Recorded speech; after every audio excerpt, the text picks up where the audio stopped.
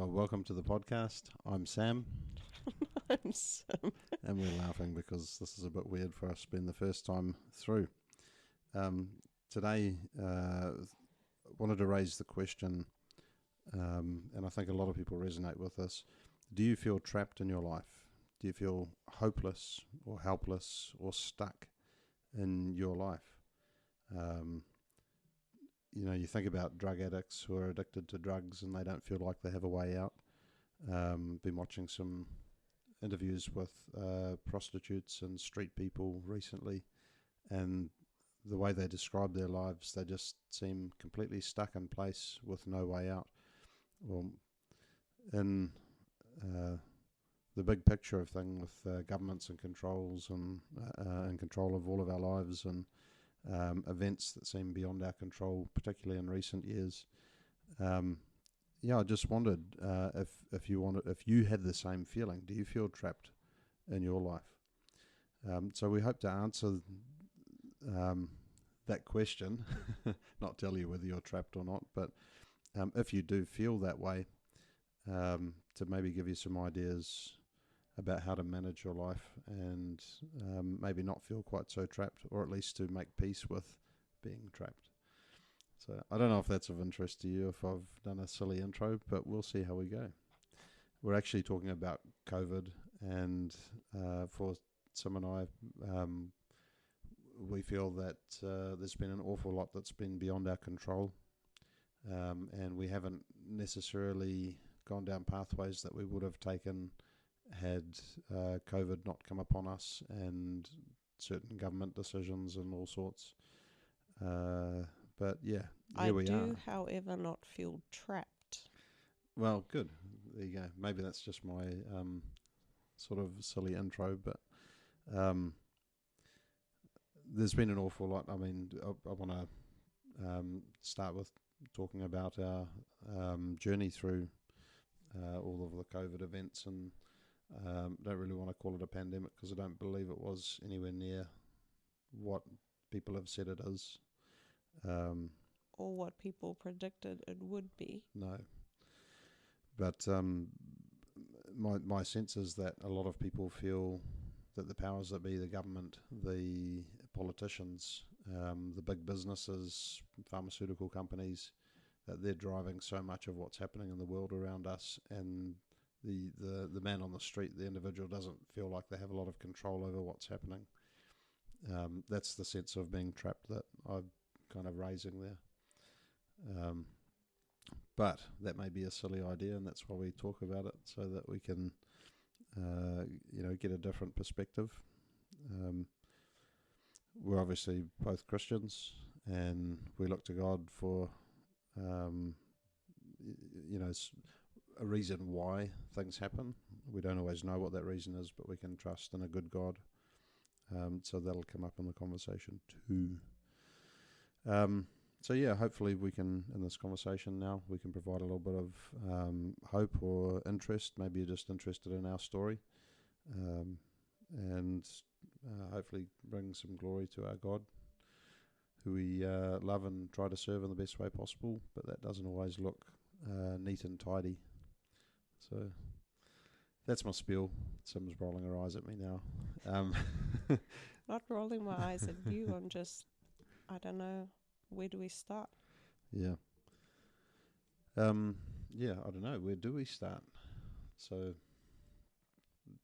2020, I suppose. Well, actually, end of 2019, while we were still in Australia. Do you want to start there? Yeah. Well, I guess so, because while we were there, we saw the news and of these bodies lying on the street covered in little shrouds in Asia somewhere, and talking about a virus which was not yet named. And I remember asking Dad, should we be worried about this? And he said, no, it'll blow over. And it didn't. I don't remember that part of it at all. I think my first recollection of things was when we started talking about, I was teaching at the time, high school teacher of 18 years up until the end of last year. And yeah, I remember us talking about ways to keep, and again, I don't know the timeline of all of this perfectly, but ways to keep our classrooms clean, and seeing all the signs popping up about washing your hands, and washing your hands kills the virus, I think, is one of the classic signs. And just looking at different ways we could reduce the spread of germs in the workplace at school. So that was early 2020. Yeah, and we went into lockdown, and was it about April? Yeah, March or Easter, April, wasn't I'm it? not sure exactly. So Easter was at home under lockdown conditions, I think, and in the early stages, I think the first lockdown, what was it, about 6 or 7 weeks? Yeah, that was the longest lockdown we ever had, but I think at that stage we were still kind of panicky. We didn't know quite how big or serious this was. And like we also at that point were thinking, why don't they just develop a vaccine? Little did we know that it would be the one vaccine that we wouldn't want to get for any of our family members. If you can call it a vaccine. Yeah. True. We we're probably pegging ourselves here,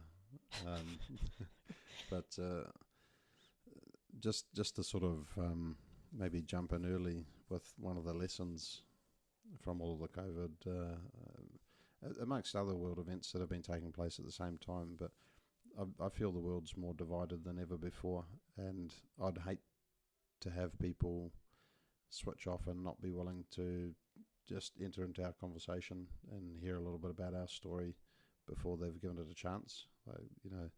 If us talking about a vaccine is not really a vaccine,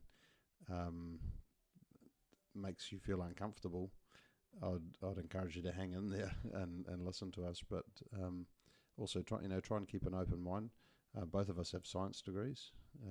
Physics is my background, and Sim's biology, and sports and exercise science and pre-med kind of stuff.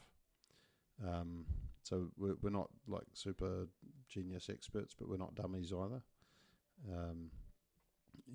My teaching background is nearly 20 years of teaching science at a high school level, but again with physics the main focus.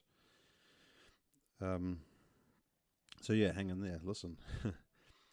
So near the end of that lockdown, I think there were a lot of people, particularly in Christian circles, starting to question whether the government had the right to lock us down and lock us out of our churches where we would gather together for fellowship. Especially with sort of no set time to get out of it, was at that time, oh, we're going to extend it with 2 weeks, oh, we're going to extend it with another week. So there was like no set time for people to be able to gather together again, which made it sort of even more weird, kind of this indefinite not knowing of when you would be able to gather together as a church again.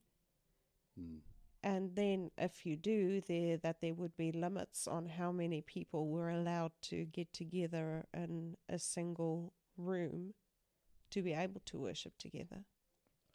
Yeah, I think some of this, because we had a second lockdown that year, I think, near the end of the year. August, I think, or October, I'm not even sure. It begins to blur together a little bit for me, because me personally, I was a little bit slow to the table when it comes to considering whether the government actually had our interests at heart. Had a right to do these things. And because my thinking, even at the worst of the under the alpha and the earlier stronger strains of whatever was going on, there was no balanced consideration of lockdowns and everything else versus the risk, the other risks, the other effects of having lockdown. I don't know if I'm saying that right, but You mean the people economic? people dying from the virus versus people, um, having their rights infringed upon and other things. The economic impact as well, Yeah. all of those things. But um, I remember going back to think about the freedoms that people had. Again, I think I might be blurring some of the lockdowns and the events together here, but remember going back to the amount of people as a proportion of the country that died in World War One defending our freedoms, and comparing that to the predicted number of people that would die Of of COVID. COVID. Yeah, Yeah. and the number of people that died proportionately defending our freedoms in World War One was much, much, much higher. Yeah. And so it made sense to me, because you have to have a benchmark for this. Like, is it worth doing or not? You can't just say, oh, we have to save every single life, because we don't do that. Otherwise, we'd close all the roads so that there are no road deaths. But we still have other practical considerations. I mean, but if you go by the government, what the government is saying currently, I mean, they wanted there to be zero COVID Mm. so that there would be zero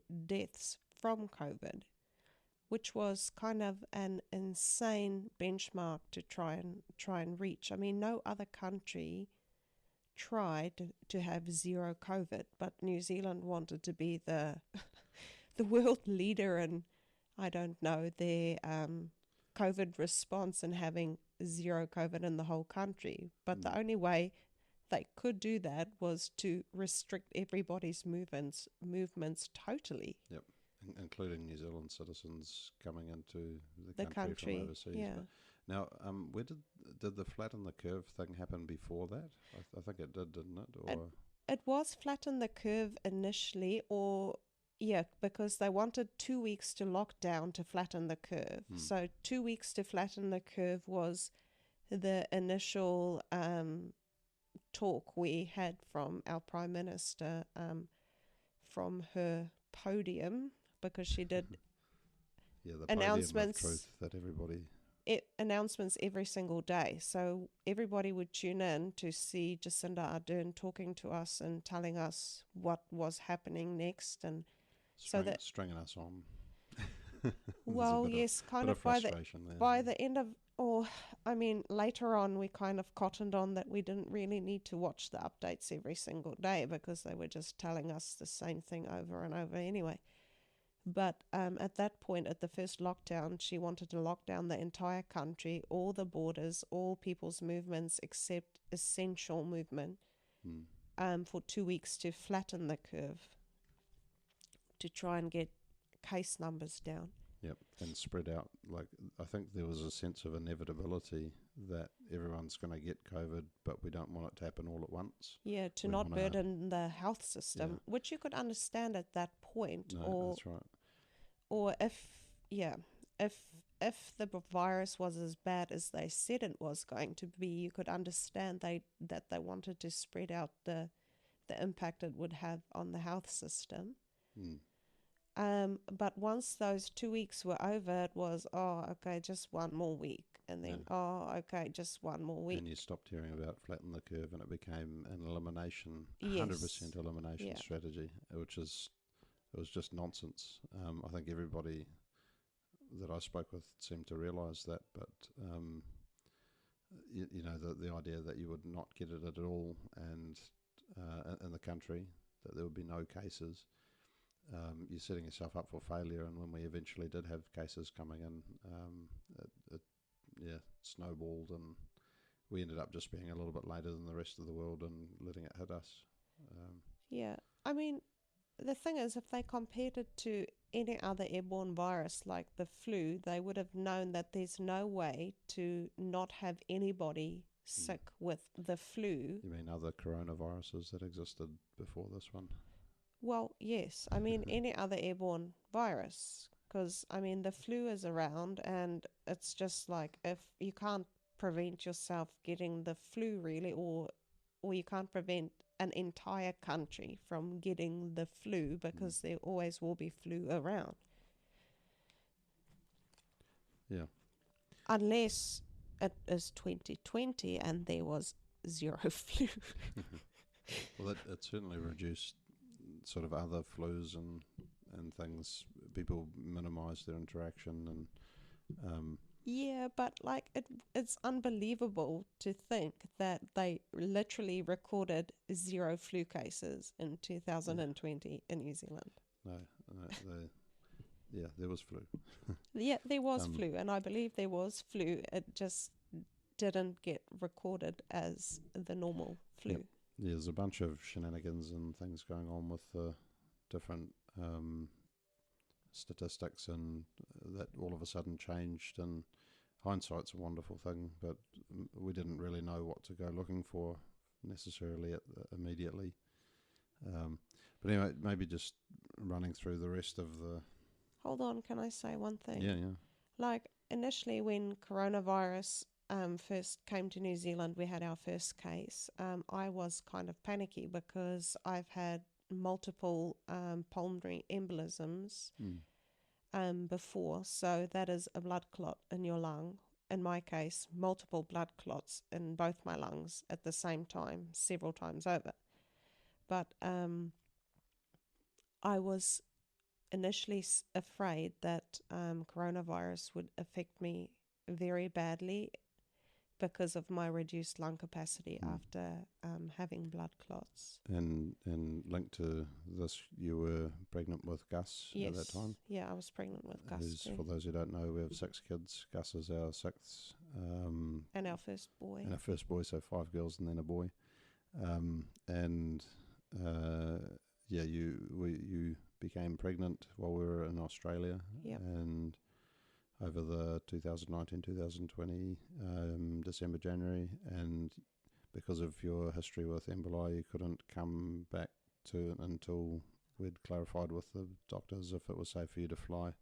Well, it was more just to get the correct Clexane dosage so that I would be safe to fly home. Yep. But being pregnant puts up your risk of blood clots, and if you already have an underlying disposition or predisposition to clots, then pregnancy puts you in a much higher risk category. And then also the coronavirus and concerns about how respiratory. Were you worried about blood clots with coronavirus? No, I wasn't worried about the clots, just that I had reduced lung capacity at the time from the clots blocking the blood flow to my lungs. I didn't further want to reduce it, but by having my airways compromised also.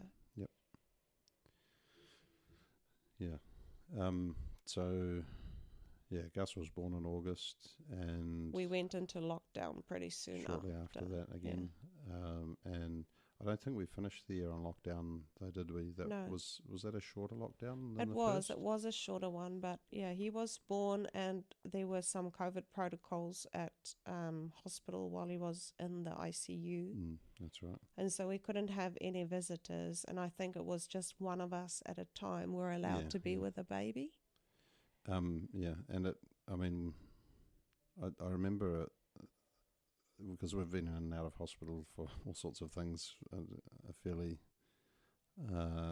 sizable amount through the last several years since Gracie was born. So I might be mixing things up in my mind again, but in terms of timeline. But my sense was that the people on the ward, the different wards, weren't overly concerned. They were generally just getting on with business, and they weren't super sticklers for the rules, because they had a working knowledge of how to prevent sort of disease transmission. This is just my observation. It's my interpretation. I mean, the NICU always has kind of strict sanitation policies anyway, because you're dealing with vulnerable babies. But yeah, I mean, they had different policies in place, like you had to clean your phone on the way in. That's right. And did we have to wear masks around the babies? I don't remember. I don't think so. I don't think, because there was a flip-flop on the masks at some point. Yeah, I don't think we were wearing masks Did, in did, the NICU itself, but in the rest of the hospital, I think we had to, and you could take your mask off when you were with your baby. yeah, I really don't remember, but I don't know if the flip flop happened in 2020 or 2021 on that. Yeah, I Um, don't remember that much either. It's a but bit of a blur. So what we're talking about with the mask flip flop is all of the official advice from the World Health Organization and common sense was that the masks were not going to have any significant Yeah. effect on transmission unless you're wearing like full respirator kind of get ups and um, shave all your facial hair off and all that kind of stuff for guys with beards. And of course, people wouldn't wear them properly, and so it seemed like it was a bit of a silly um, thing to be concerned about. And then all of a sudden, all the official advice changed basically overnight. Yeah. For So you have for to no wear good a reason, mask, with yeah. no scientific evidence, just propaganda saying that people had to wear masks because masks prevent the transmission. In our national health system at the moment, they're still operating under that we have to wear masks when we go into their facilities, and Even at the pharmacy? yeah, it's just nuts. It's ridiculous. They're not evidence based. They're not common sense based.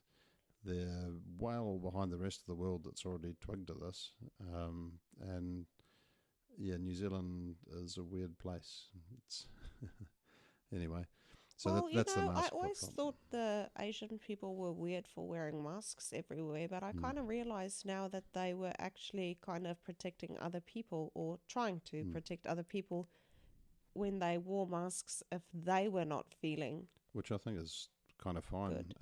good. Whether it works or not, I don't know, but it's certainly going to stop. If you sneeze and you're wearing a mask, you'll trap the globules that you would otherwise Yes, yeah, but send off. it's not going to No, stop any airborne and particles, but it it will help identifies you a to person spit on as someone. yeah, it identifies a person as sick as well, and so people may be more likely to keep their distance. Yes. But yeah, um, But healthy people wearing masks mm. to try and prevent transmission, I think, is still a silly idea.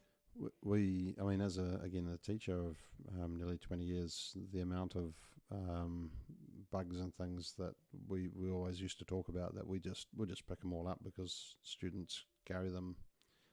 Schools are breeding grounds of all of the bugs and a great place to pass them all on. You mean the kids are germs? Yeah, the kids are dirty and unclean and gross, but that's sort of the sacrificial servant mindset of a teacher. This is the whole maybe not nonsense, but a lot of teachers just say, well, that's just part of the job, and I'm willing to go through it for my students. Yes. And in reality, we don't really think about it that much because it's just not that big a deal, and you don't get sick that much.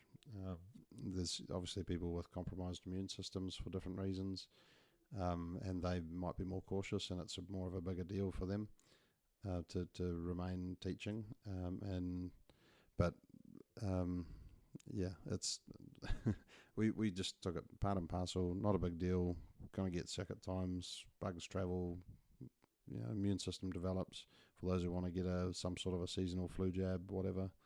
They're always offered free to teachers. I never took them personally because I thought I'll let my own immune system do the work. Did you ever have time off work for the flu?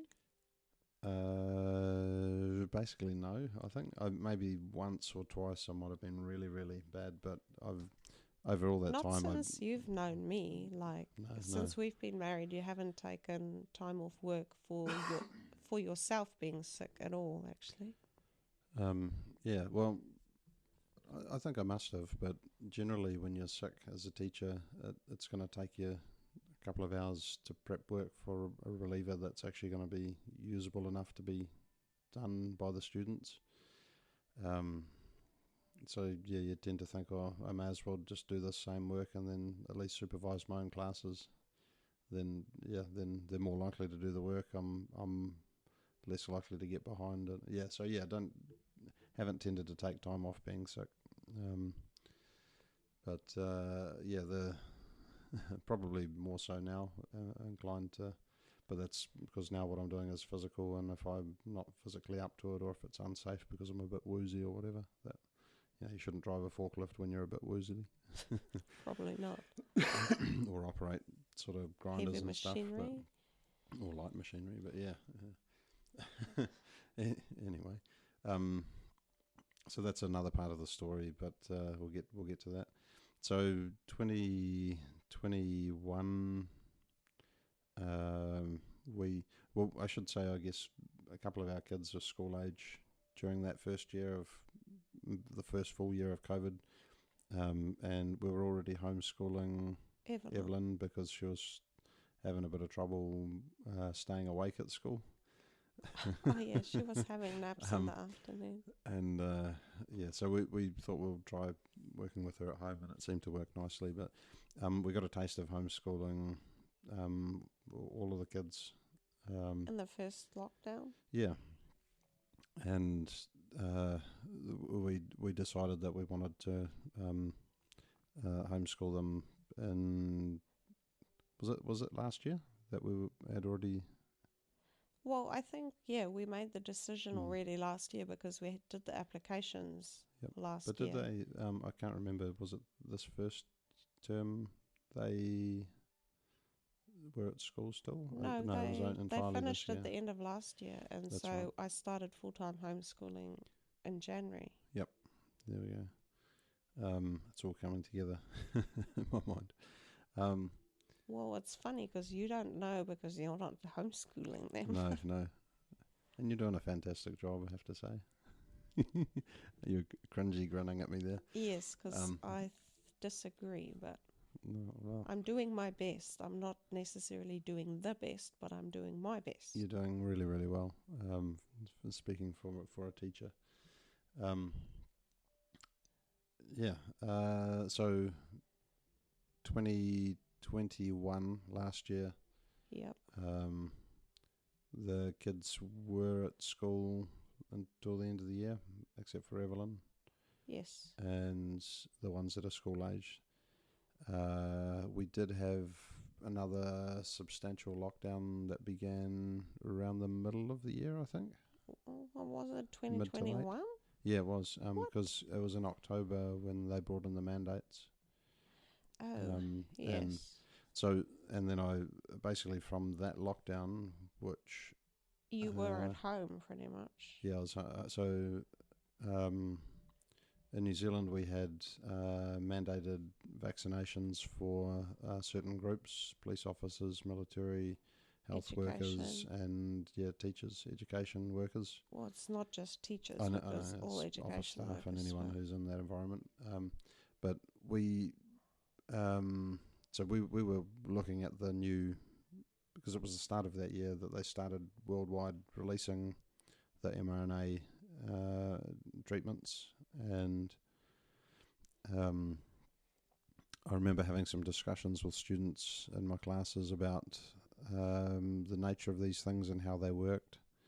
And I just, off the top of my head, raised some questions with them that I was a little bit surprised that people weren't discussing in the news. But as a teacher, you take topical things that come up and you raise them, and you get your kids to think critically about what's going on. So one of the questions was, how long does the mRNA and that gets injected, how long does it hang around in your body? It doesn't matter if it hangs around in your body. These sorts of things. Does it, will it get into your system and just keep producing more of it, so that that it's basically always around, and does that cause problems? And it was a pretty light discussion from what I remember, but quite fascinated by the technology, and the students were too, and learned a whole lot about, they learned a whole lot about how our body works and how our immune system works, and how our body produces proteins and whatnot to build cells and structures within cells. And anyway, well, it's clever, okay, but it's not necessarily wise. Yeah, Yeah. So we raised those discussions anyway, and we looked at the ethics of them, and I think everybody was generally in agreement, and this was broadly in society as well, that hey, you can offer these things, but if people don't want them, then they should be free to refuse them. That essentially, if anyone's at a very high risk of death or serious injury from catching COVID, that they're the ones who should be isolated and given, a bubble of protection in some way, shape, or form. That you don't expect all of society to force people to give up their rights in order to protect a few.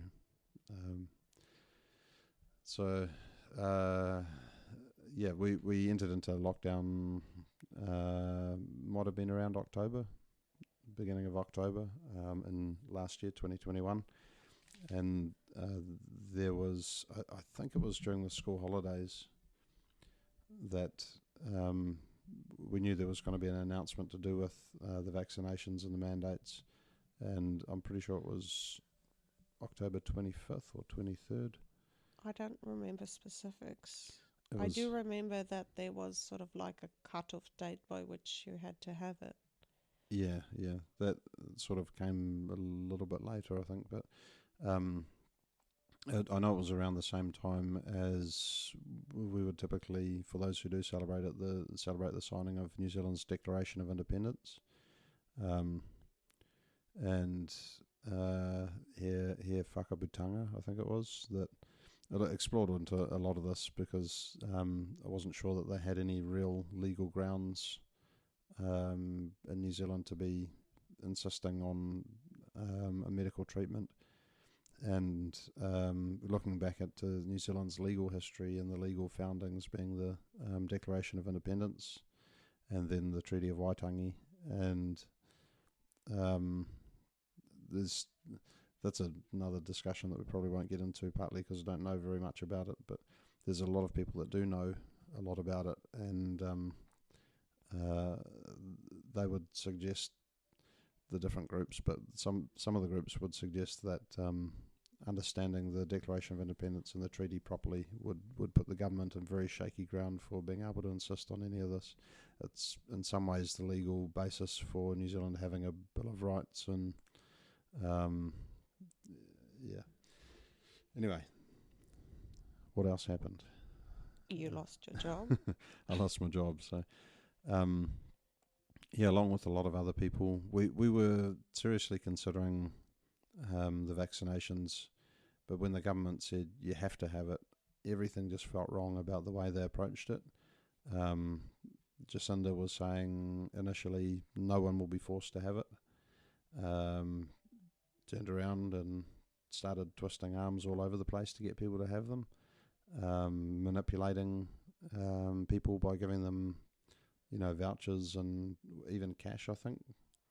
Yeah, $100 vouchers, KFC. Oh, there's a few that I can think of. Insisting that people go only to the government for their sources of information on all of this. And, just everything was so wrong about the way that you would try and get people to buy into something.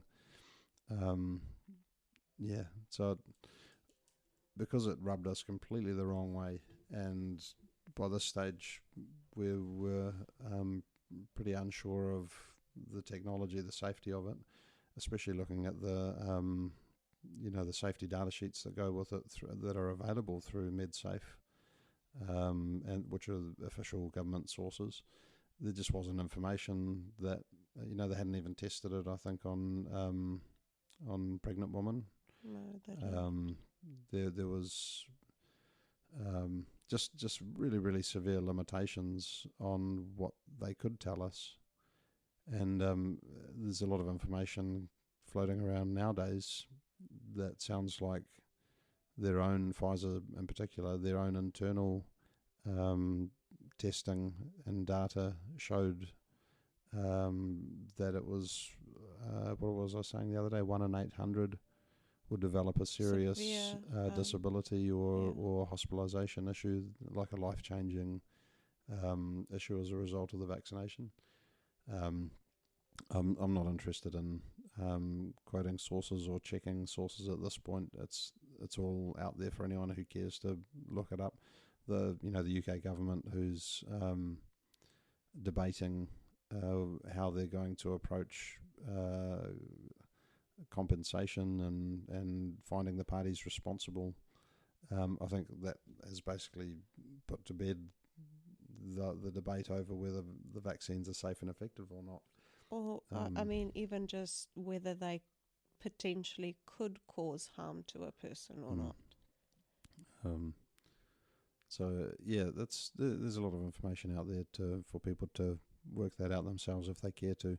But usually, what we found, and this was one of the disturbing lessons of it all, is that most people weren't that interested. They kind of seemed to flip a coin, pick a side, based on their political views or based on their own financial interests. And I probably won't get into specifics on there because that can be a little bit personal and personally offending. But if you had a business that was affected by whether people should be getting the vaccination or not, or the validity of them, depending on the nature of your business, you couldn't have any kind of dissenting voice, or you'd undermine the values of your company and or the values of your product. People just wouldn't do business with you basically for your view on this, and they would assume you had a political view. And it's quite wrecking the way that the government built this up so that people actually couldn't be free to speak their minds Or and free take a to make a position. choice, really. I mean, the thing is, like, it's either have it or lose your livelihood, really. Yeah. And so, I mean, a lot of people chose to have it so that they could still earn an income and care for their families. No one wants to lose their job over something like a vaccination and not be able to provide for their family. But also, a lot of people don't have that assurance that their God would provide for them either. So I think it's more difficult to make a decision like that if you're not a Christian, and just have the knowledge that God would keep providing for you, even if you choose not to have the vaccination. I mean, it was still a difficult decision for us, though. Like, we debated it for a long time whether or not you should get it. And if anyone was going to get it, it would have been you, in order to be able to keep providing for us as a family. Yep. Yeah, it seemed totally silly for you to have it because with the risk of clots. That seemed even admitted by the vaccine data sheets. There was a higher risk of clots, and people had... This was the really weird thing for me, actually. Like, there seemed to be such a significant risk. I know I'm sidetracking a little bit, but such a significant risk for some people for getting the vaccination that they would say to them, you have to go into hospital and be medically supervised in order to get it. Yeah. And in a really serious way, crash carts available and all of that, not just go in the pharmacy, sit in a chair for 20 minutes while someone watches you like they do with a lot of other ones. But if it was that serious, like, surely the benefit is far outweighed. Wait a minute, yeah, by the cost. You're potentially risking someone's life by getting it. Why would you do that a couple of times over, and with boosters? Why not just go, well, what's the risk of COVID? Maybe it's not that bad. Get a bit of vitamin D in you. Get some ivermectin. That's another discussion too. I mean, I guess that's what we essentially did. We thought that the benefit of getting it was not more than the risk of getting COVID. So, yeah, I mean, we risked that, and we can say we've survived that. Yeah. Not having the vaccination. Yep. I mean, we're young and relatively healthy compared to, I don't know, I'm 42, or just about 42 now. Um, but we're relatively healthy. We're active people because we've got children and small children, um, and we try to look after our health and be aware of, take some vitamin D supplements. That's always been in the mix, amongst other things. But we just didn't feel there was anything to be really gained by taking the jab, except for a job, and that just seemed to be giving into bullying, which we're told not to, and we teach our children not to, in schools and in our home. Do this or else. Someone's basically threatening your livelihood. Yeah. I'll take away your money if you don't do this. That's bullying, and it's hard to, all of a sudden you're put on the side of a criminal. Like a criminal thing is, if you do this, you'll go to jail.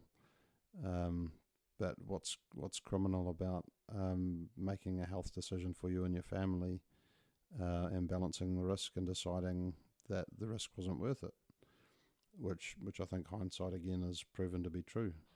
I mean, people get to make those decisions for themselves every day in medicine. I mean, if you decide not to get cancer treatment when you have cancer, people don't call you a criminal. Yep. It's just a personal decision that you've made, that like chemotherapy or radiation is going to make you more sick than the cancer is making you, and it would reduce your quality of life. Yep. It may extend the quantity of your life, but you would rather have quality of life over quantity of life, so you refuse cancer treatment. But, I mean, no one calls you a criminal when you do that for yourself. They do call you a criminal, though, if you refuse that treatment for your child. Yep. Because there has been a case in New Zealand where the state has taken over care of a child of a parent who refused a second round of chemotherapy for their child with cancer. And so the government administered the chemotherapy, or the government allowed the health system to administer the chemotherapy, which in the end actually killed the child. The treatment killed the child, which is really sad. Yeah. So it was a parent advocating for their child to have a better quality of life while they were still alive, instead of having to go through horrid chemotherapy for a second time after they've seen how badly the first round affected their child. That's a very difficult position to be in, I'd imagine, but again, parents know their kids best. We believe that the family is an institution that is created by God, and it's separate from the state, from the government, and separate from the church too.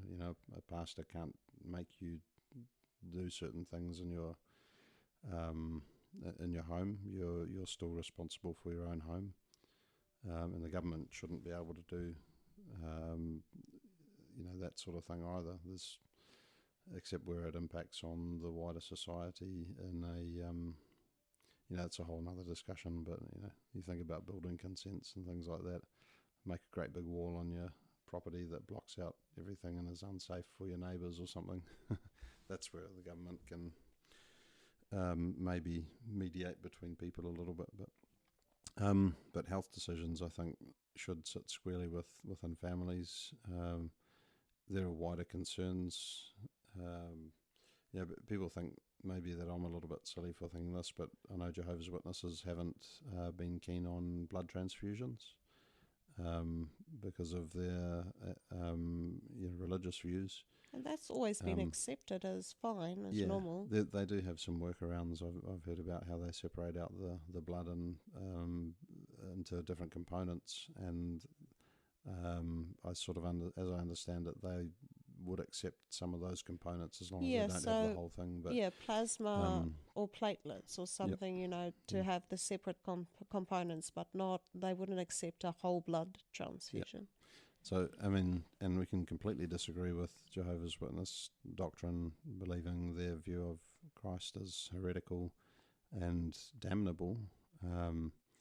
But still, Respect their yeah, decision respect on their not freedom having, to manage their own homes and yeah, their own families. And someone who comes from an atheistic worldview or even an agnostic worldview, or a worldview that doesn't consider what God wants, they're not going to have any comprehension of how that works within a religious family. And their assumption is God doesn't exist, and they're just playing some sort of a game, and they impose their worldview upon the family, and they do exactly what we're sort of told not to do by, wanting to have more Christian morals in society and imposing our religious views on other people. So they don't realise that they're doing the same thing by imposing their non-religious disbelief. But if God is real and he says to do something, then we're right, and we should stick with that even when other people say different. But that's a sidetrack as well. I think this Big whole sidetrack. podcast is sidetracks. Okay, just like my classrooms used to be. It's okay. It's our first one. We can practice. Yeah. So the process of losing my job, the first time I've ever been fired, got a wonderful glowing reference at exactly the same time. So it just shows how silly the whole thing is, to have to be fired while still getting a reference.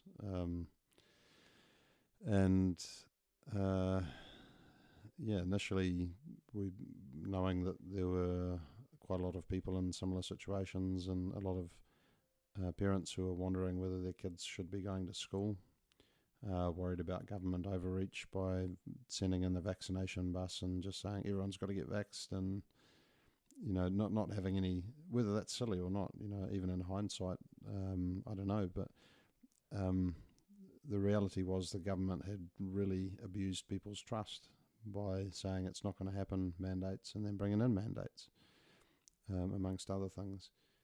And so we figured there might be a market for tutoring, teaching from home, and started exploring some options for that, even supporting some Christian schools with me teaching physics from a Christian worldview. Had a few interested schools, but nothing really eventuated there. And in the meantime, another job came along, working at a local engineering and firm. The boss was actually advertising, looking for people to work from, and said, if you've lost your job due to mandates, come hit me up. So I did, and got a job driving a forklift and operating a plasma cutter, and just doing all sorts of general odds and ends. Bit of a pay cut, to about half of what I was earning as a teacher. By God's grace, we've I think we've done pretty well despite that. I've also had generous offers to help me continue my studies and pay for a good portion of that. It's. I mean, we've never missed a mortgage payment or never have not had any food in our pantry, so we are really blessed. Yep. Even though we didn't know how we would survive on such a drastically reduced income, especially me not being able to work because I'm home with small children.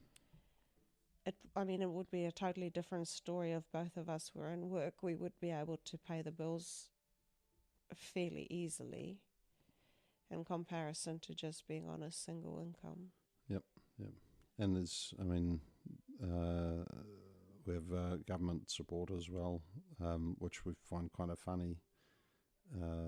That even while I was earning a pretty good income as a teacher, we were still getting some government support, and that's increased now. We don't get the same amount overall, but we're still doing okay.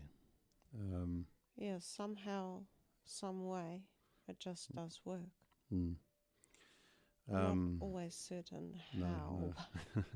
But in God's timing, the job's been helpful for this year for me to get through a busy year of studies, half a full-time study load, as well as full-time job. I can hear Gus. Yeah, we might have to get a kid. Yeah, he sounds a tiny bit unhappy, but he's a bit of a whinger. I love him, but he is. No, Carol and I disagree, so Really? yeah. Okay. Yeah, we can talk more about that another time, perhaps. Yep. Yeah, but it's been in God's timing. It's worked all right. So financially, it's worked all right. With the studies, for me, it's worked all right. I'm studying a graduate diploma of divinity towards to give a qualification towards ministry. You're going to go and get Gus? Yeah, you keep going. Okay. Yeah. Instantly, the IQ of the podcast drops by 150%. But I've enjoyed working outside, working physically. I lost about 10 or 15 kilos in the first few weeks of the job. So the job involves a lot of lifting on steel and driving forklift, getting up and down the forklift all the time. But yeah, a lot of it is just moving and carrying steel around all day. And it's, yeah, where the business involved in is in quite an expansion phase, and it's very exciting. Lots of challenges. I was tasked with cleaning up the yard, and there's a lot of scrap to be thrown out and so forth. But it's been a wonderful challenge, and I've enjoyed working there, and I will be continuing to work there for the foreseeable future. But the long-term plan is always to complete a qualification so that it could demonstrate some legitimacy for myself towards pastoral ministry. And that's funny because of other events that have happened in the last couple of years too, which maybe we get into another time. But on track to finish that at the end of 2023. And that would be a graduate diploma in divinity, with the option of continuing to do a Master of Divinity, which probably won't happen. I think you should still do it, but maybe at a later date. I don't know. But I mean, the idea is to get into ministry, and I think my gifting and abilities with pastoral care and discipleship is probably better spent getting on with it rather than training more. But yeah, I mean, I agree. I think you're ready now, but having a qualification is helpful in the application of job process kind of thing. I think an MDiv sounds an awful lot better than a graduate diploma of divinity. But I mean, for me personally, I know through my studies that I've gained a great deal, and it's not so much about trying to gain a certain level as looking around at what's out there at the moment and knowing that you have something to offer. Yeah, I've got something to offer. I can get on with helping build the church with my area of gifting, and it's not to say that I'm something special, because I actually don't think I am. But God seems pleased to use what I do, and I'd love to do that in the local church in a more full-time committed kind of sense. But And yeah, kind of New Zealand at the moment seems to be needing Yep. a there's lot not of a lot of good outreach at preaching the and moment. pastoring and discipleship is, it's not, doesn't seem to be happening particularly well. That's not what I meant, though. Oh, I okay. agree with that. But I mean, like, there's an outcry of people who are sad and depressed and feel ripped off Oh, by yeah. their own government, you know? So people are like, what for? Yeah. I'm just saying, tip your microphone I up a know, little. but I didn't know how to do There you it. go. Is it better? We're learning. Yeah, it is. It is. So Yeah. people are sad and depressed and they feel ripped off, and I think they're starting to see a few things, you know, like we were trying to avoid overburdening the health system, but now, even with almost no COVID, the health system is overburdened. It's, Whoops, my mic is slipping. There you go. Do you need me to? No, I don't. Do I? Can I tighten it? No, that one doesn't tighten. Exactly. So Yeah. that's the problem with the stand, not with me. If you tip it more directly up, like that, No, but it'll stay there better. I know, Or but push then the I have microphone to back sit in the up, and holder then a bit more. I don't feel like sitting up. You do what you got to do, or just. Yeah, I'm not going to get into doing edits because editing Takes time. It takes time. We don't have that kind of time, and again, it's more valuable, we think, to get conversations like this out there. Yeah, I think the more people talk about this kind of stuff, the more encouraging it is for others who feel kind of trapped or lost in the whole shebang of what's been going on.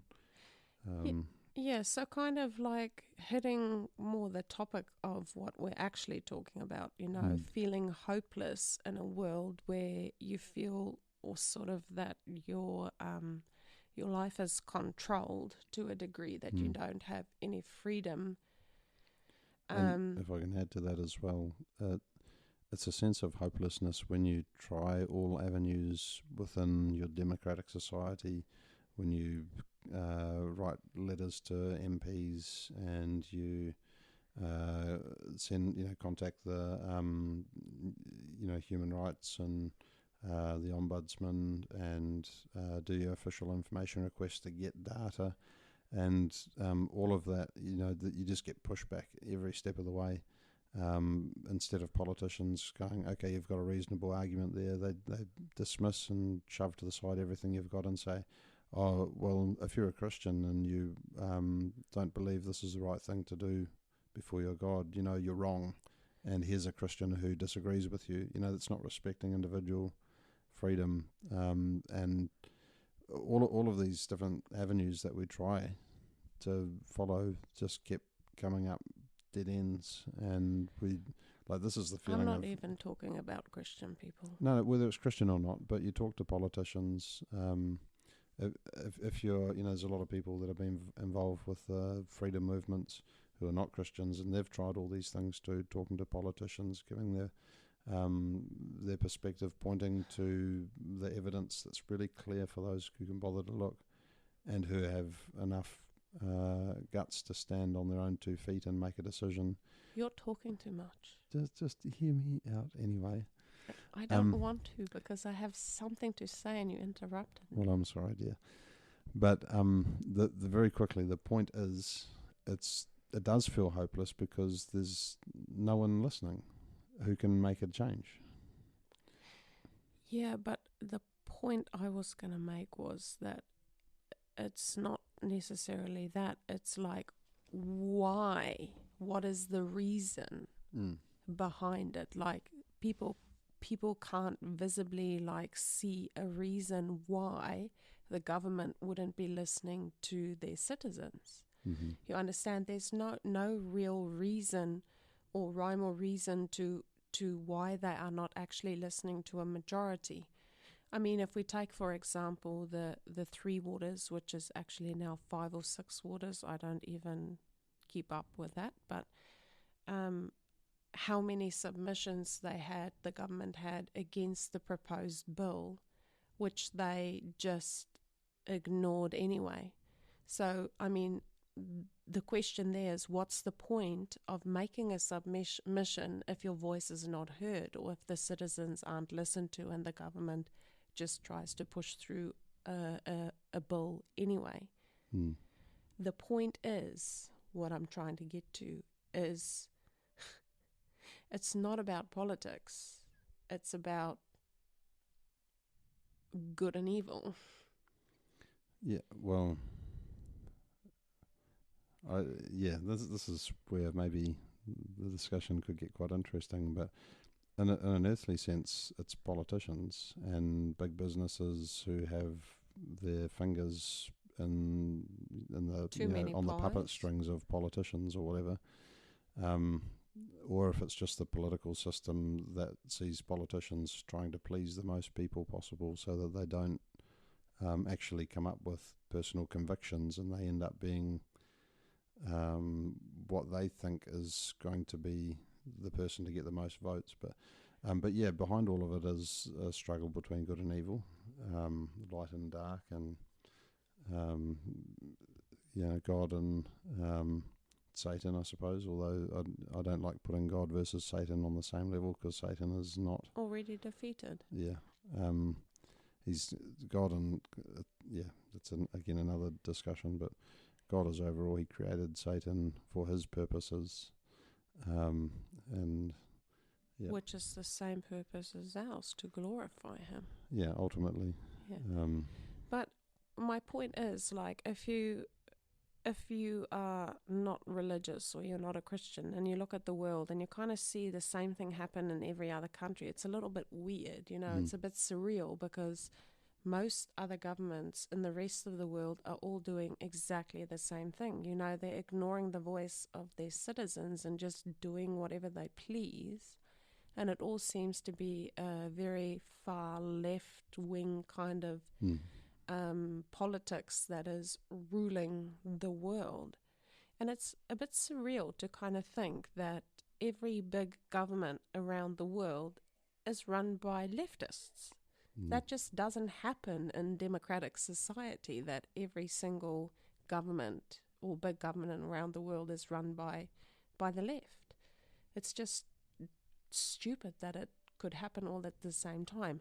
So if you dig a little deeper and you realize that actually there's a spiritual battle being fought at the same time as this physical realm that we are living in, then you can see how the spiritual can influence the physical world, and that, these left-wing politicians are allowed to have the platform that they have at the moment. But are you making the leap there that the left is evil and the right is good? No, I'm not making that leap. I know you weren't. I just wanted to, because the people would think that. They'd say, if you're religious, if you're a Christian, you can't vote left. No, I'm not saying that. I mean, centre-left might be okay, but I mean, everything extreme, this is extreme left that we're talking about, the people who are ruling it. I'm not necessarily saying that all their policies are wrong and what they are doing is wrong, but if you look at the general trend around the world, it is they're pushing through ideas and policies that the citizens do not necessarily support. And they all seem to have the same goal with implementing these policies, which is also strange. Why would every single government around the world be united in making the same policy choices? That's just bizarre. Yep. Different other sort of podcasters and reflection, people that reflect on society and the world, they've observed that, and to some extent, the laziness of governments to do their own thinking. They rely on organisations like the World Health Organization, and then that drives how they make their policy. And they would say assuming the best. Here's a benign reason. People haven't deliberately chosen to be evil. That they've just followed the crowd. They've followed a so-called authoritative organisation that's not really. There's no, it's basically privately funded and privately run by a few individuals with positions of power. But I don't know that we should think in terms of left and right, because the right is so much more left than it used to be anyway. Yeah, so it's more ideas, and so the idea that the government should be able to have more control over its citizens than it should. I think that's one idea that tends to be supported by the left, but not always. And you can see that through in our country with a lot of the National Party being quite happy for the mandates and for the government to control people's personal health through that. So I'm not sure it's helpful to talk in terms of left and right, but no, but with regard to this, but the left does lean towards more. There's a reason why the Christian foundations of a lot of Western society tends to support right-leaning capitalistic economics, and anyway, that's again another. Yeah, my point was just that every other country in the world, they kind of seem to be united on all their policy changes and stuff, whether they're left or right wing, it doesn't matter. Yep, good. But I found that just really strange that every single other country, or the ones that we hear of anyway, seem to be making similar policy changes to New Zealand. And I just find it bizarre because no country is the same, you don't have the same environment, you don't have the same people, you don't have the same culture, you don't have the same anything. Values of the people, Yeah, so why would you be making the same policy choices all over? And it seems only very, I don't want to say extreme because that seems kind of wrong, but nations or states within the United States, perhaps, that have got very strong convictions about personal freedoms. They're the only ones that seem to have not gone down the whole pathway with everyone else. I think of Florida, for example. Well, it's only a few states in the United States too. It's not every state. Yep. But like, if I can use an example of weird things that are happening, is like, I mean, people in New Zealand have never paid more tax than they pay now. And all that tax goes into the government coffers. So the government should be getting a revenue much higher than they've ever had before. But there seems to be no money for anything. Like, at the moment, New Zealand has a real problem with potholes. This is a funny sort of sidetrack, but it's actually quite strongly related to what's going on, isn't it? Yeah, I mean, it's stupid. We're supposed to be a first world country, but I'm swerving for potholes so much that I feel like I'm back in Africa. And people are getting damaged vehicles because these holes in the road are not prepared promptly, and there are so many of them that it would be very difficult to keep up with the road maintenance. But the thing is, the government is spending that money on rebranding the Land Transport Agency. They spend a whole lot of money to rebrand it to, it's now called Waka Kotahi. So they've given it a new name, but I mean, it's still the Land Transport Agency because I think that's what most people can say. So they would keep calling it that. But now they don't have enough money to fill the potholes because they spent all that money on rebranding. And I'm like, there's no money to spend on the roads. And now New Zealand wants to reduce speed limits over the whole country instead of fixing the roads. And do you know how much that is going to cost to change all the signs over the whole country instead of just spending your money fixing the roads we already have, instead of reducing speed limits. Anyway, So it's frustrating. How would you say this is an expression of the government as it is at the moment? I don't know if it's the same the world over, but it's certainly in New Zealand. Well, it seems like our government is wasting a lot of money on bureaucracies instead of fixing the real problems that we have. In the name of, I don't know, inclusivity or whatever, they are spending money on useless things like rebranding things in New Zealand that don't need rebranding. Like, I mean, they create a central health agency now instead of having... Doesn't seem like the right time when you're going through so-called health crisis. Let's quickly restructure our whole health system, and because we think we're going to make it work better during a pandemic. That's ridiculous. But I mean, the amount of money they spent on restructuring the system, they could instead have spent to give each of the individual district health boards to upgrade their systems or employ more staff or something like that.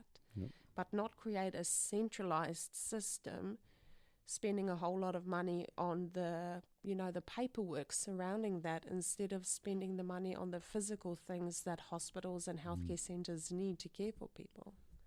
Yeah, I mean, there's a big discussion here that goes down the track of, and we're probably risking going too far afield, but the more centralisation and more central control you have, the less flexibility in the local regions you tend to have. So that's the whole Three Waters thing.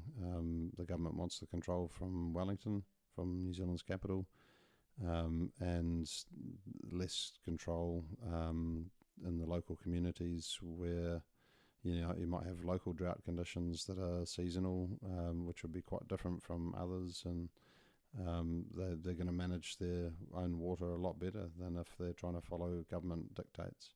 It never works well. Just have to look back through history, and the other thing is, I mean, ratepayers pay into the region that they live in as well, but now that money goes into like a central coffer. And is distributed evenly among nationally. The government makes a decision how much goes where, but instead of the ratepayers being able to vote on the decisions that their councils make in their region to control things. So that's probably getting too far afield again, but an expression, potholes and water management and government control is an expression of a government who doesn't know what they're doing.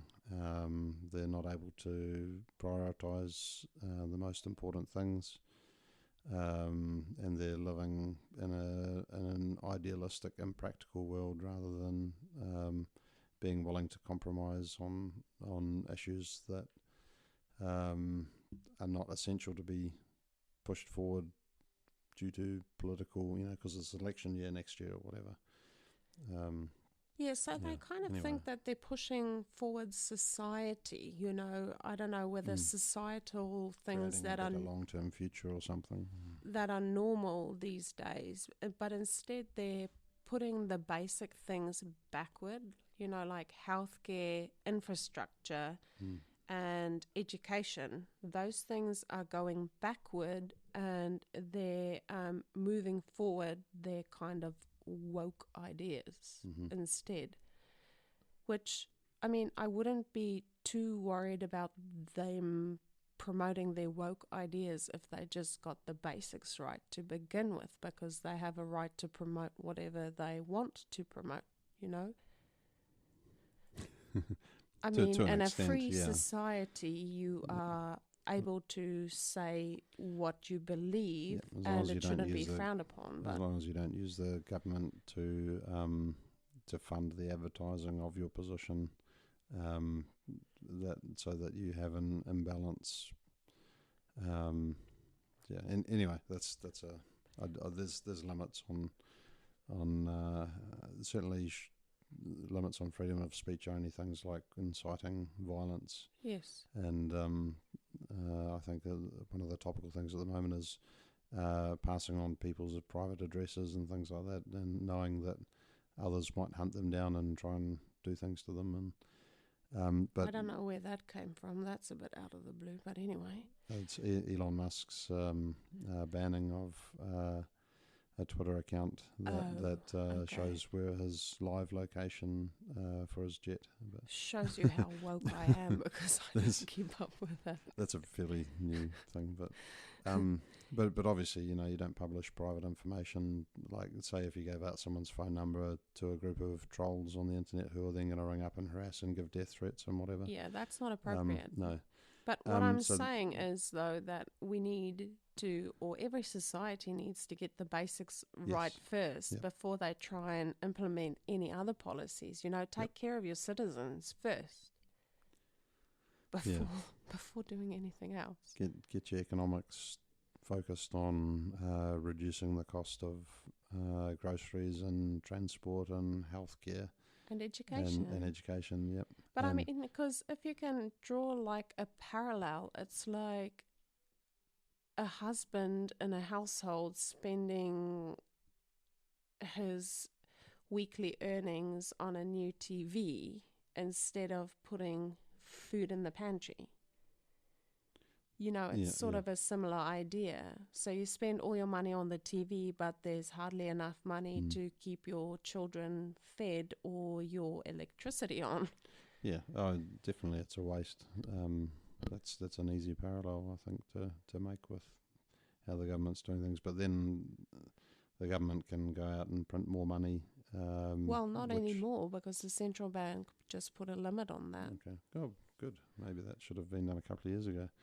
Yeah, I know, but then Yeah. we're going to have a recession because they can't keep printing money. Well, I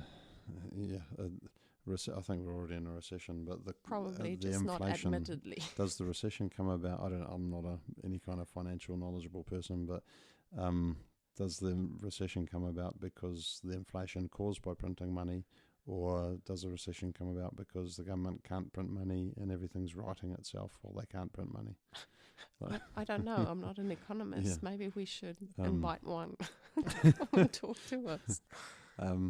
Yeah, well, maybe. I just know if you spend more money than you have, you are being an idiot. Yes, and you can't, like a family home can't just pluck it out of thin air the way the government seems like it used to be able to by printing more money. Now just adding a few zeros to their bank account. Well, no, Digitally, I but don't it know even doesn't. how they do that. It waters down the value of every dollar that we have out there. Yeah. It means all of our debt becomes of less value. This is where it gets all a bit funny, doesn't it? But 300. What's an average mortgage? I don't know. In Auckland, might be $700,000 yeah. or something.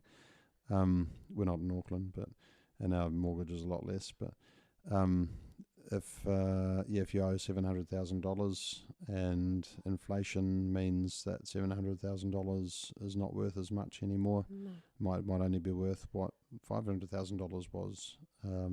2 years ago or something. And yeah, so if I said that right anyway, you'll understand that the debt, the actual, not the number value, but the actual value of the debt has reduced. So if you had another property that was worth $1 million and that's all of a sudden worth $2 million, you haven't actually increased the value of your property. It's still what it is, but because of inflation, you'd get more actual dollars out when you sold it, and you could pay off your debt easier. But anyway, that's worth thinking about another time. So in one sense, the way the world's gone has made our mortgage better. Because By the debt making it worse? well, yeah, there's swings and roundabouts all the way through it all, but the proportion of debt in our property to value in terms of the numbers of zeros or whatever is less debt compared to capital value. Anyway, I don't know if I'm talking about that in the right way, but I'm sure someone will correct you. maybe. So I think we're both sort of getting a little bit tired, and we probably need to look towards wrapping. I'm not going to sign off straight away though, because there's some messages and some key things to learn from all of this. So I'll just, do you want me to run through my bullet points quickly and we'll just bounce off them? Yeah, sure. So I think one of the main lessons to recognise from all of this is that society is corrupt, but we often just point the finger at politicians, but I think it's corrupt from top to bottom. Not in the sense of necessarily deliberate evil, but everybody has a part to play. And the amount of people that let the government get away with what they've gotten away with, maybe content to wait until the next election and then they'll vote them out.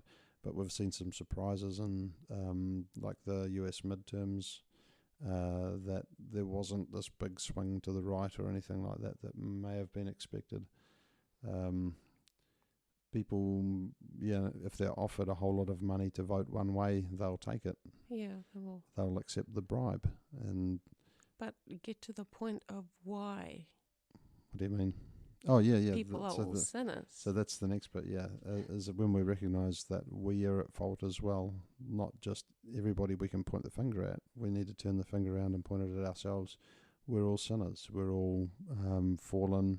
We might not have bad intentions, but we are certainly, all of our motives corrupted. Yeah. All of our ability and skills of reasoning are corrupted. This is why we need to be in community. This is why we believe in the local church. To grow in Christ together is you need to have others who can give you feedback and who you can encourage, and it's a conversation together that we learn together. Trusting that God is guiding us by His Holy Spirit. But in society at large, we need to recognise that we are not perfect, and we need to hear from other people, and we shouldn't shut down one side of the conversation.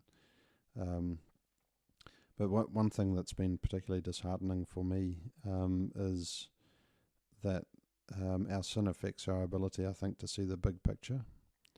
The real big picture, not just what's happening in my house or my street, but in the country as a whole, and the world as a whole, and to see these global influences. What do you mean? You have to expand on that a little bit. Sin, okay. Our sinfulness tends towards a self-focus, doesn't it? Like a self-centeredness and a selfishness. That means we're going to be looking at our immediate environment, who we are, where we are, what we're doing right now. It's a narcissistic kind of thing. Versus what we need to be able to do to realize the extent of the problem. We need to be able to look at what is happening on a national and a global scale. Excuse me, to be able to see the things that are moving, in the whole landscape of things. So,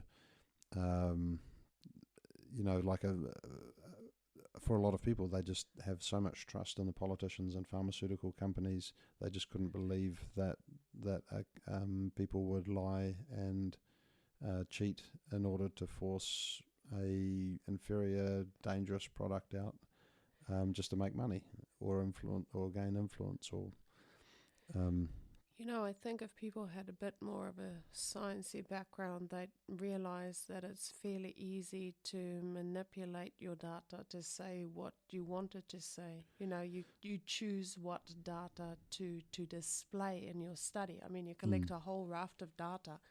So if you just choose to share a selection of that data with other people, your study or whatever you are collecting data on can probably look like it's portraying a different outcome than what your study actually got. And you haven't lied per se, because you haven't. Here's the true statistics. You just haven't omitted, given the whole picture. Omitted some of the statistics. And so this happens on a number of levels, that people take quotes out of context, and they look at statistics here and there, and they don't consider the whole landscape. That's living in context. So there's the smaller things that go on, but for me it's more the bigger picture of these bigger powers at play in the global just the global landscape of geopolitics or whatever. I don't have the vocabulary to describe this very well, but neither of us are very politically oriented. But I mean, coming through to the conclusion of these sorts of things, it's like, what do we do? How do we live in a world where we feel like we don't have control, and people are just doing whatever they want to do? And can we just kind of ignore it and get on with our lives? I don't think we can. Well, you can't ignore it, but the answer there is you trust that God has a plan. So, I mean, God has had the plan since the beginning, but I mean, before the beginning. Well, yes, but what I mean is that plan is already established. So what is happening is already known by God long before we were even here. So we can trust that He has a plan, and the outcome ultimately would be for His glory. Yep. So for someone who's not a Christian, they might not care too much about that. What would we sort of say to them? You should care about that. Well, yes, I suppose. I don't know. Where would you find your hope if you didn't have Christ? Yep. It's not like, I mean, we believe there is only one God. You can't just believe what feels right to you. If you make up your own beliefs, believe in a God that suits you, you're not actually going to find any hope in that God, because it's just a creation of your own mind. There's no reality there.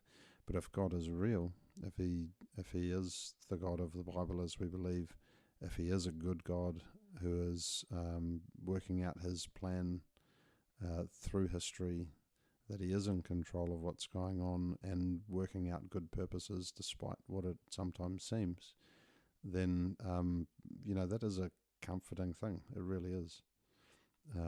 We can know that He is working what is good. Yeah, I mean, for us as Christians, I mean, we think about it sort of, or I do anyway. I mean, it's like, what's the worst thing in this life that could happen to me? It's pretty much I could die, but then I'd be in heaven. So that is actually not a bad thing. It's sort of trivial, really. As an end point. Yes. Yeah, I can, but I think there's a lot of really terrible things that can happen to people in this life.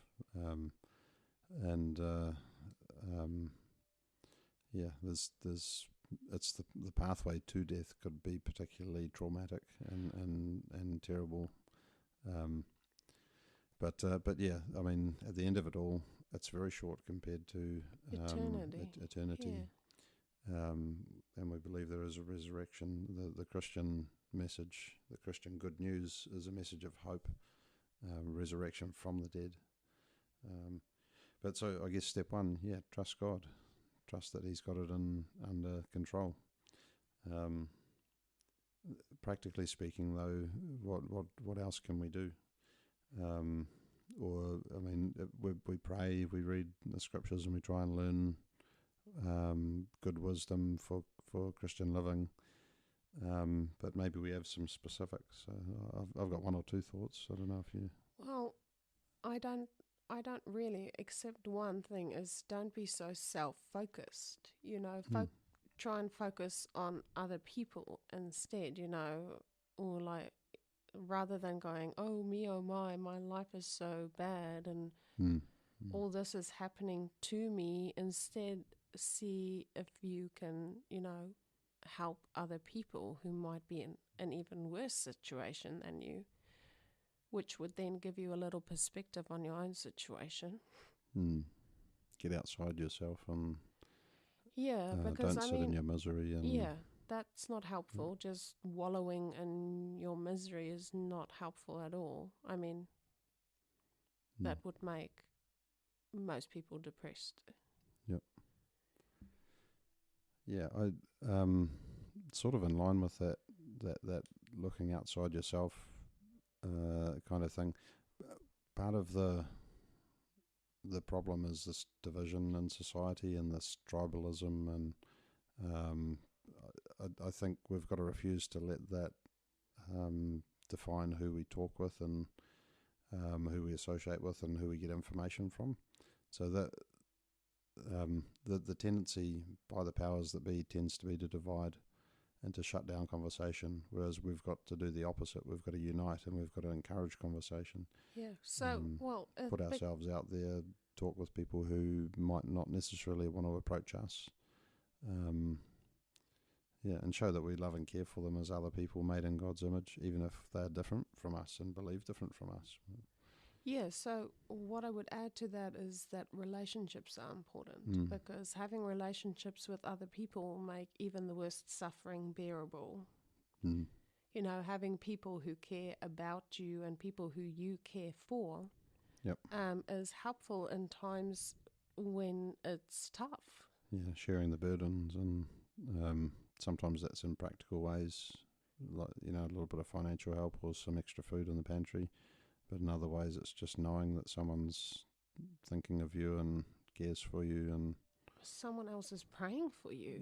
Yep. Yeah. No, most definitely. I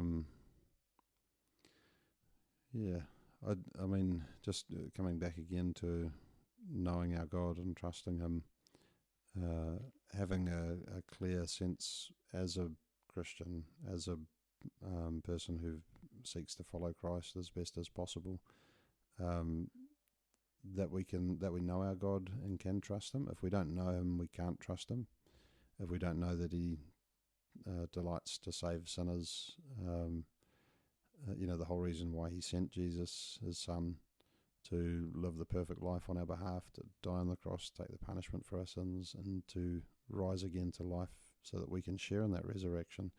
If we didn't believe that was such an amazing and mighty gift, that God delights to save us, that He has our best interests in hand, then facing really trials and difficult circumstances is just,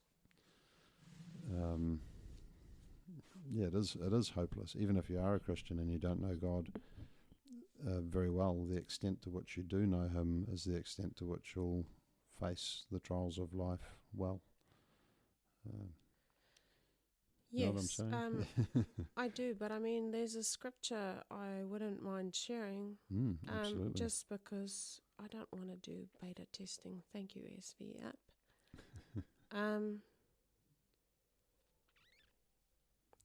So it's in Romans 5. I mean, and this got me through some difficult times, in that,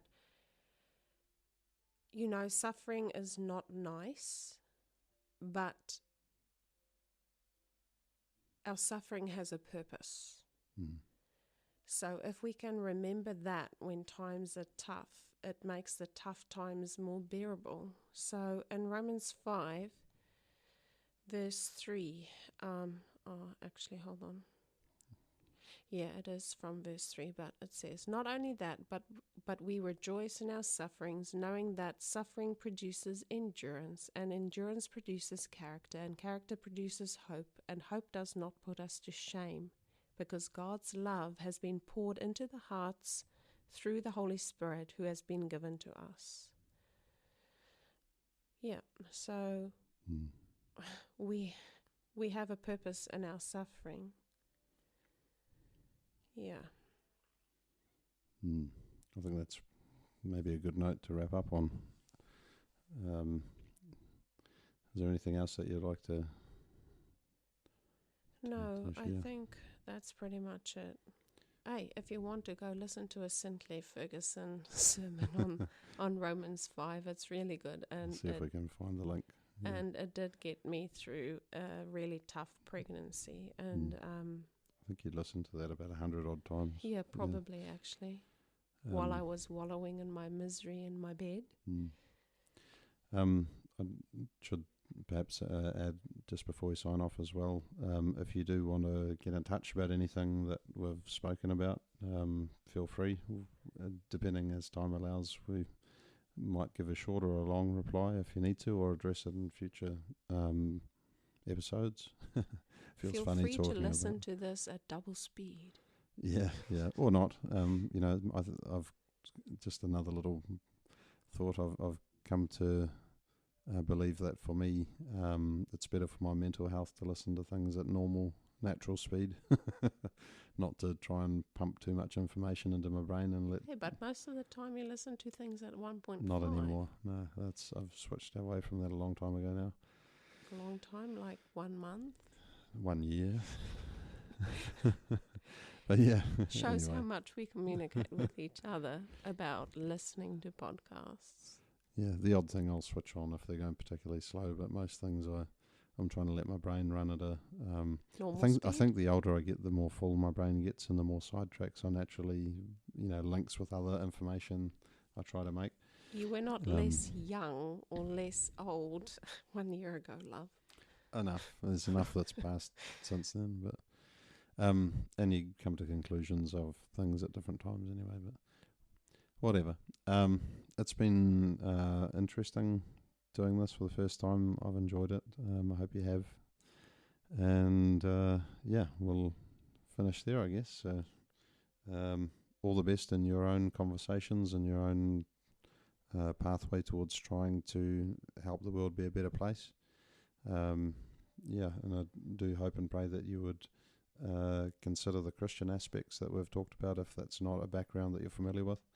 And maybe you pick up the Bible and have a read and find the hope that we've found within that.